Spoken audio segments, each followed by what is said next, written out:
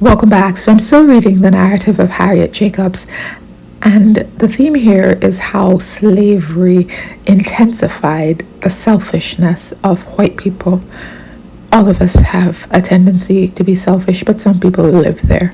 Mrs. Flint had rendered her poor foster sister childless, apparently without any compunction, and with cruel selfishness had ruined her health by years of incessant unrequited toil and broken rest.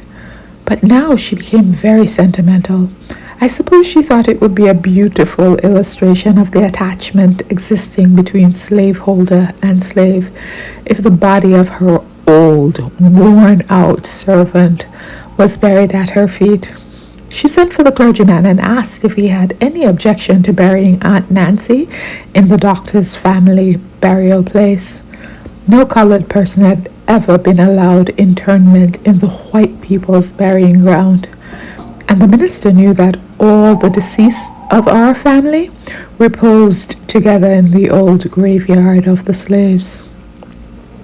He therefore replied, "I have no objection to complying with your wish, but perhaps Aunt Nancy's mother may have some choice as to where her remains shall be deposited."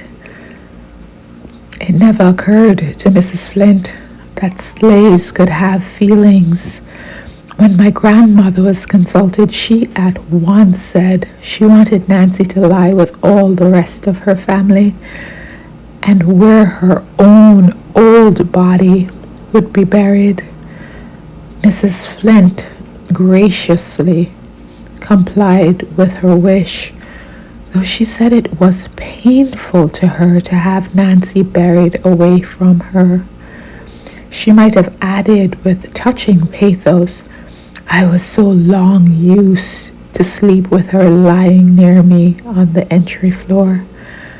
Because if you listened to the other part of this, you would have heard that's where she always had her and caused her sickness and loss of her children. Thanks so much for listening.